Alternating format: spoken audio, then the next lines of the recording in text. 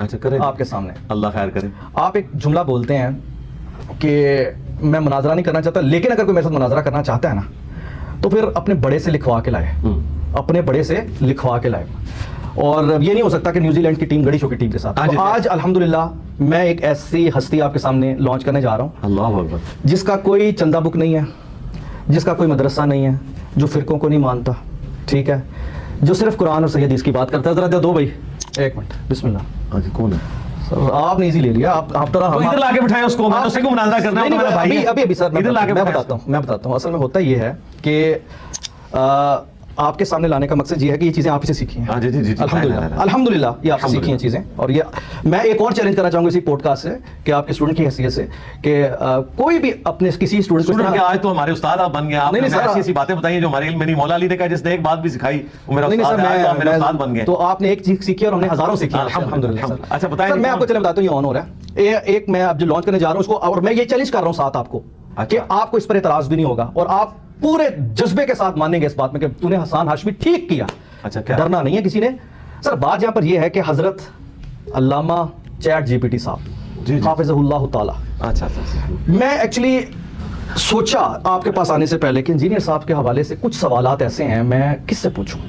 میں نے میرے تقریباً 3-4 مختلف مکتبہ فکر کے جو دوست علماء ہیں، میں نے 2 کو جب سوال فون کر کے کیا تو انہوں نے ایسے انداز میں جواب دیا کہ میں گھوم گیا. انہوں نے اپنے مطابق گھما پھرا کے مجھے، میں چونکہ عالم نہیں ہوں، میں ایک اسٹوڈنٹ ہوں، میرے دماغ میں ایک چیز آئی. پھر میں نے کیا کیا، چیٹ جی پی ٹی، حضرت چیٹ جی پی ٹی حافظ اللہ تعالیٰ کو، حافظ اللہ تعالیٰ من الجنۃ والناس، اس میں شیاطین بھی گھس سکتے ہیں. اچھا ٹھیک ہے، حافظ اللہ تعالیٰ من الجنۃ والناس، ٹھیک ہے. تو چیٹ جی پی ٹی صاحب سے میں نے سوالات کیے کچھ. میں نے کہا جی کیونکہ میں کراس چیک کرنا چاہ رہا تھا آپ کو. اچھا کیونکہ آپ مجھے کہتے ہیں رفع دن کرو. اب میں انجینئر صاحب کی بات پہ تو نہیں یقین کر سکتا نا، میں تو اس ریفرنس پہ یقین کروں گا جو انجینئر صاحب مجھے ریفرنس کو دیکھیں، ٹھیک ہے نا. اس پہ بھی آپ نے یقین کرنا بغیر میں وہی کرنے لگا. میں نے جناب ان سے پوچھا کہ رفع دین کی مجھے احادیث بیان کرو صحیح مسند سکہ بند. ٹھیک ہے. تو تقریباً 20 کے قریب انہوں نے احادیث ود ریفرنس بیان کی. پھر میں نے ان ریفرنس کو اسلام 360 میں جا کے ویریفائی کیا. کراس بالکل ویریفائی ہو جاتا ہے. ٹھیک ہے، میں نے کراس ویریفائی کیا تو میرے دل میں آپ کا مقام اور بڑھ گیا. میں نے کہا جی واہ واہ واہ کیا بات ہے، زبردست بات کی. چیٹ جی پی ٹی صاحب نے تصدیق کر دی کہ انجینئر صاحب صحیح ریفرنس دے رہے ہیں. پھر میں نے پوچھا کہ نماز کس طرح پڑھتے ہیں، تو انہوں نے نماز پڑھنے کے پھر مجھے حدیث بیان کی. میں نے کہا واہ واہ کیا بات ہے حضرت صاحب، آپ نے تو کمال کر دیا. لیکن ایک معاملے پر آ کر آپ اور یہ آمنے سامنے آ گئے، وہ یہ تھا کہ میں نے ان سے پوچھا کہ ہاتھ چھوڑ کر نماز پڑھنے کی مسند احادیث بیان کریں. میں نے ابھی آپ کا نام نہیں لیا کہ میں جسٹ ویسے ہی پوچھ رہا تھا. تو اس نے کہا کہ اس کے حوالے سے ڈائریکٹ رسول اللہ صلی اللہ علیہ وسلم جس طرح باقی ہاتھ ایسے باندھ کے اور رفع دین کرنے کی ہیں، اس طرح کی ڈائریکٹ رسول اللہ صلی اللہ علیہ وسلم سے جس طرح صحابی نے دیکھا اور بیان کیا ویسا نہیں ہے. اس لحاظ سے اجتہاد ہے کہ پتہ نہیں کچھ طرح کی بات کرتے ہوئے کہا کہ مالکی کوئی فقہ ہے اس میں فلاں صحابی کو دیکھ کر کچھ انہوں نے اس لحاظ سے اس کو جائز سمجھ لیا. جی جی. اب میرا سوال یہ ہے کہ میں آپ سے یہ چاہتا ہوں کہ چیٹ جی پی ٹی صاحب نے مجھے حافظ اللہ تعالیٰ جنت والناس من الجنت والناس، انہوں نے مجھے اس سلسلے میں رہنمائی نہیں کی. تو آپ مجھے کوئی ایسی ود ریفرنس ڈائریکٹ حدیث دے دیں جو میں ادھر پلے کر کے ڈسپلے کر دوں گا تاکہ لوگ اس پر مزید رہنمائی حاصل کریں. ایسے آپ یہ پوچھیں کہ انجینئر صاحب اس بارے میں کیا کہتے ہیں تو وہ انجینئر صاحب کی ویڈیو بھی ریفر کرے گا، اس کے ریفرنس بھی دکھائے گا. آپ ریفرنس دے دیں. چلیں میں دے دیتا ہوں. ابھی دیتے ہیں. پہلی بات یہ ہے کہ کیٹیگوریکلی ود ریفرنس دینا. کیٹیگوریکلی میں آپ کو یہ بتا دوں کہ اہل سنت کے ہاں نبی صلی اللہ علیہ وآلہ وسلم کے حوالے سے ہاتھ باندھ کے نماز پڑھنا بھی ثابت ہے اور ہاتھ چھوڑ کر بھی. جو انڈائریکٹلی بات ہوتی ہے نا وہ اتنی سادی نہیں ہے، وہ ڈائریکٹ بھی ثابت ہو جاتا ہے. کیونکہ دیکھیں عبداللہ ابن زبیر کے بارے میں المصنف ابن ابی شیبہ میں آتا ہے کہ وہ ارسال الیدین کرتے تھے نماز میں، یعنی نماز ہاتھ چھوڑ کے. اور سنن کبریٰ البیہقی میں آتا ہے کہ عبداللہ ابن زبیر رضی اللہ تعالیٰ عنہ نے نماز سیکھی تھی حضرت ابوبکر صدیق سے اور ابوبکر صدیق رضی اللہ تعالیٰ عنہ نے نبی علیہ السلام سے. جی.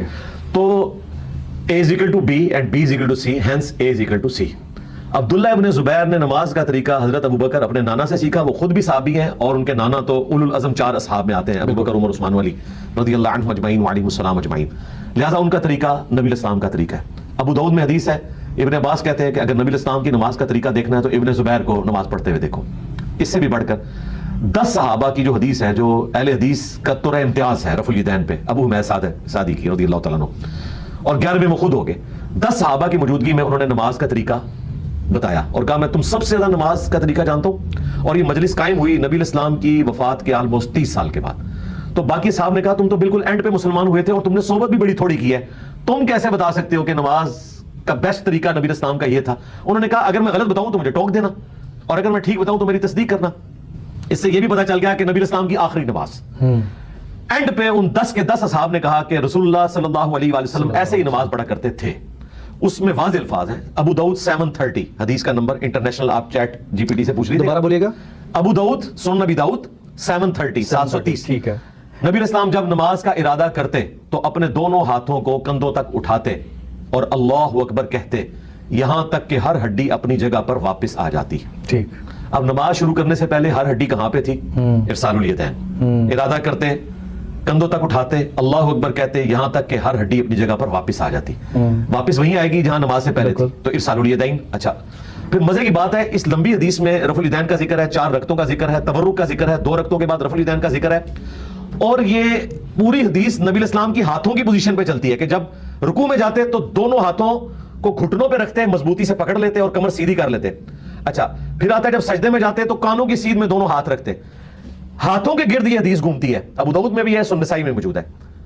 اس میں سب سے بڑی ایکٹیویٹی انہوں نے بتانا ہی بھول گئے کہ نبی اسلام اللہ اکبر کہتے اور دائیں ہاتھ کو بائیں پہ باندھ لیتے. یہ کیوں چھوڑ دیا انہوں نے؟ اس لیے کہ وہ باندھے ہی نہیں تھے. نبی اسلام سے ہاتھ چھوڑ کے بھی نماز پڑھنا ثابت ہے. ڈائریکٹ حدیث نہیں, ڈائریکٹ ہو گیا نا یہ. ابو میں سعدی بتا رہے ہیں نا, نہیں جس طرح صحابہ کرام بتاتے ہیں کہ جی ڈائریکٹ میں نے نبی پاک صلی اللہ علیہ وسلم کو ایسے کرتے دیکھا. تو اب اس میں دیگر صحابہ نے تصدیق اس انداز میں کی کہ انہوں نے روکا. دیکھیں احادیث کی جو 3 اقسام ہے نا, حدیث قولی, فعلی, تقریری. جی جی. اسی طریقے سے حدیث مرفوع ہوتی ہے, حدیث موقوف ہوتی ہے. حدیث موقوف یہ ہے کہ صحابہ کا عمل ہو. اگر اس کی مخالفت باقی صحاب کر دیں تو وہ پھر مردود ہو جاتی ہے. اگر مخالفت نہ کریں وہ سنت ہے. جس طرح عبداللہ ابن عمر بخاری میں آتا ہے مٹھی کے بعد داڑھی کاٹتے تھے, ہم نہیں کاٹتے, جائز سمجھتے ہیں, کاٹتے نہیں ہیں. لیکن چونکہ باقی صحاب نے ان کی مخالفت نہیں کی لہٰذا مٹھی کے بعد داڑھی کاٹنا جائز ہے. اگرچہ نبی اسلام سے کاٹنا ثابت نہیں ہے, آپ کی تو داڑھی نیچرلی مٹھی تھی, جی جی, اسی لیے اہل حدیث نہیں کاٹتے ہیں, ہم ان کو بھی کرٹیسائز نہیں کرتے. لیکن اتنی لمبی داڑھی کے واش روم میں بیٹھتے ہوئے اس کی پاکی کا خیال رکھنا مشکل ہو جائے تو وہ پھر آپ کو کاٹ لینی چاہیے. تو صحابہ کرام اہل البیت کا کوئی عمل جس میں باقیوں کی مخالفت نہ پائی جاتی ہو تو وہ سنت میں ہی داخل ہے. اس کی وجہ یہ کہ صحابہ کا سورس آف نالج نبی اسلام کی مبارک ذات تھی. خود سے تو وہ نہیں کر سکتے تھے, ورنہ تو کسی کے بارے میں ملتا کہ وہ ہاتھ جو ہے وہ سر پہ باندھا کرتے تھے, کوئی کمر پہ باندھا کرتا, اس طرح تو نہیں مل رہا. اور پھر دوسری طرف ایک پورا اسکول آف تھاٹ اہل تشیع, وہ ہاتھ چھوڑ کے نماز پڑھنے کا قائل ہے. اہل سنت میں بھی مالکیوں میں 2 گروہ ہیں, ایک ہاتھ چھوڑ کے قائل ہیں, اور المدونۃ الکبریٰ جو کتاب امام مالک کی فقہ کی ہے جو پڑھائی جاتی ہے ان کے نزدیک تو وہ درست ہے. اس میں بھی ارسال الیدین کا ذکر ہے. اور امام مالک کہتے ہیں نفلی نمازوں میں اجازت دیتا ہوں کہ تھکاوٹ سے بچنے کے لیے ہاتھ باندھ لیا کرو, لیکن فرض ہاتھ چھوڑ کے ہی پڑھو, کیونکہ زیادہ لمبا قیام کرنا ہو نا تو اگر آپ یوں رہے نا تو تھوڑی دیر بعد آپ کو نا مشکل ہو جاتا ہے قیام کرنا. اس لیے ہاتھ باندھ کے نماز پڑھنے میں لمبا قیام کرنا آسان ہے. میں بھی ایسے ہی کرتا ہوں, جب میں نے لمبا قیام کرنا ہو نا تو میں ہاتھ باندھ کے نماز پڑھتا ہوں, جب چھوٹا قیام کرنا ہو میں ہاتھ چھوڑ کے. ورنہ آپ ایک ایک کر کے کرتے ہیں. جی میں نے ابھی دیکھیں زور کی نماز ہاتھ باندھ کے پڑھی, اور آپ کے سارے اسٹوڈنٹ ہاتھ باندھ کے پڑھ رہے تھے دونوں ہی نمازیں. نہیں, کچھ لوگوں نے ہاتھ چھوڑ کے بھی پڑھی ہوگی. میرا خیال ہے کہ ان میں سے کوئی بھی جو آپ کے دائیں بائیں آپ سارے کیسے دیکھ لیے, کیمرے میں تو نہیں دیکھ رہے تھے آپ؟ نہیں مجھے تھا, آپ بڑھیا, ٹھیک ہے چلیں, بیچ میں چند ایک لوگ ہیں. بہرحال الحمدللہ. ہاں بہرحال انجینئر صاحب بہت بہت شکریہ, آپ کے وقت ابھی بھی میرے ساتھ دینی سوال تو آپ نے کیے نہیں, آپ تو یہاں پہ جناب وہ نیازی نامہ اور اوکے وہ ایک 100% دینی پوائنٹ آف ویو سے میں نے سوال کیا, 100% میں اس کو ٹھیک ہے.